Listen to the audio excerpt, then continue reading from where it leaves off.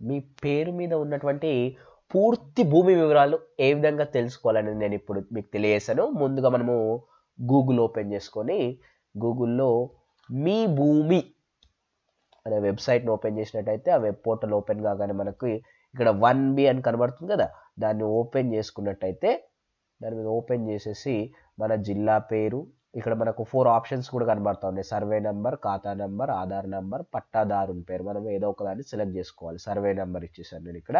తర్వాత జిల్లా పేరు, మండలం పేరు, గ్రామం పేరు సెలెక్ట్ చేసుకొని మన సర్వే నెంబర్ అనే దాన్ని ఇక్కడ ఎంట్రీ చేసుకోవాలి.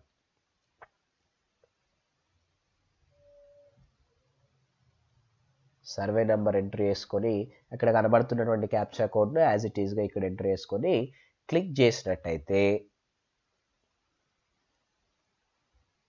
మన పేరు వచ్చేసింది కదా. ఇక్కడ పేరు పైన క్లిక్ చేయగానే ఆ పేరు మీద ఉన్నటువంటి పూర్తి భూమి, అతని పేరు మీద ఎంత భూమి ఉందనేటువంటి పూర్తి వివరాలు కూడా మనకి ఇక్కడ కనబడతాయి. దాన్ని మనం ప్రింట్ కూడా తీసుకోవచ్చు.